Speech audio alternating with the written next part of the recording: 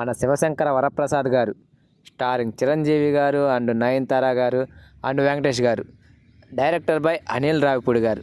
ఈ cinema caption వచ్చేసరికి పండగకు వస్తున్నారు.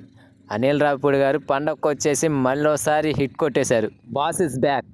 మన వింటేజ్ చిరంజీవి గారితో థియేటర్స్ అన్నీ కూడా షేక్ అయిపోతున్నాయి. అలా అనిల్ రావిపూడి గారి సినిమాలంటేనే స్టోరీ ఉండదు. ఈ సినిమా స్టోరీ కూడా చాలా సింపుల్. విడిపోయిన భార్యాభర్తలు ఎలా కలుసుకున్నారనేదే ఈ సినిమా స్టోరీ. సో ఈ స్టోరీని అనిల్ రావిపూడి గారు బాగా హ్యాండిల్ చేశారు. అసలు మామూలుగా అయితే ఆయన సినిమాలు ఎక్కువగా ఫ్యామిలీ ఆడియన్స్ని బాగా ఎంకరేజ్ చేస్తాయి. ఈసారి మాత్రం అనిల్ రావిపూడి గారు అటు మెగా ఫ్యాన్స్ని, ఇటు ఫ్యామిలీ ఆడియన్స్ని, ఇటు మాస్ ఆడియన్స్ని అందరినీ కూడా బాగా సాటిస్ఫై చేశాడు. ఒకప్పటి వింటేజ్ చిరంజీవి గారిని సినిమాలో బాగా వాడుకున్నాడు అనిల్ రావిపూడి గారు. చిరంజీవి గారు డైలాగ్ చెప్తున్నా, ఎక్స్ప్రెషన్ ఇస్తున్నా సరే ఆయన మేనరిజంతోనే నవ్వించడం ఈ సినిమాకే చెల్లింది. ఆ రేంజ్లో పలికించాడు హావభావాలన్నీ ఈ సినిమాలో. వాస్తవానికైతే ఈ సినిమా స్టోరీ బుర్రల బద్దలు కొట్టుకుని ఆలోచింపజేసేంత సినిమా స్టోరీ కాదు. ఒక భర్త తన విడిపోయిన భార్యను ఎలా తిరిగి పొందగలిగాడనేదే ఈ సినిమా స్టోరీ. ఈ స్టోరీని అనిల్ రావిపూడి గారు లాజిక్స్ అనేది ఏమి వెతకకుండా ఓన్లీ స్క్రీన్ ప్రజెంట్తోనే లాగించేశాడు డైరెక్టర్. ఫస్ట్ హాఫ్ అంతా కూడా చాలా ఎంటర్టైన్మెంట్గా నడుస్తుంది ఈ సినిమా.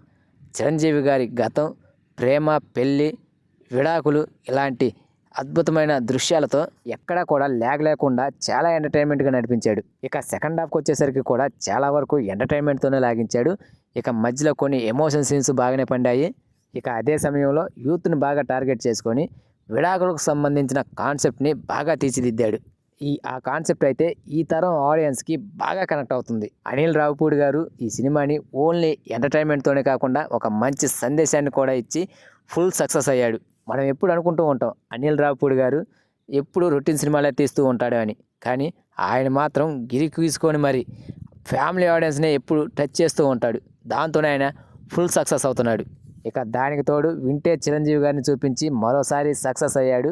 ఈ సంక్రాంతికి హిట్ బొమ్మగా నిలిచాడు. నీళ్ళల్లో ఉన్నప్పుడు మొసలతో పెట్టుకోకూడదు అండ్ సంక్రాంతి బరిలో ఉన్నప్పుడు అనిల్ రావిపూడి గారితో పెట్టుకోకూడదని మరోసారి నిరూపించాడు. ఫైనల్లీ ఒక పక్క ఎంటర్టైన్మెంటు, మరో పక్క మెసేజ్తో పాటు చిరంజీవి గారి ఫ్యాన్స్కి కావాల్సిన వింటేజ్ లుక్ అండ్ ఆయన బాడీ లాంగ్వేజ్తో సాగిస్తూ ఈ సినిమా మొత్తానికి ఫైనల్గా సక్సెస్ఫుల్గా సాగిందని చెప్పాలి. మరోపక్క సెకండ్ హాఫ్లో వెంకటేష్ గారు కూడా వచ్చి ఈ సినిమాని నెక్స్ట్ లెవెల్కి తీసుకెళ్ళాడు. ఆయన ఎంట్రీ కూడా చాలా బాగుంది ఈ సినిమాలో. ఇక సాంగ్స్కి వచ్చేసరికి hook step and Sasirekha song బాగా పేలాయి ఈ సినిమాలో. స్క్రీన్పై కూడా చాలా అద్భుతంగా సాగాయి. బీజిఎం అయితే జస్ట్ ఓకే అనిపించింది. ఇక సినిమాటోగ్రఫీ, విజువల్స్ ఇవన్నీ కూడా చాలా అద్భుతంగా కుదిరాయి ఈ సినిమాకి. ఫైనల్లీ మన అనిల్ రావిపూడి గారు మరోసారి సంక్రాంతి బరిలో దిగి హిట్ కొట్టేశాడు.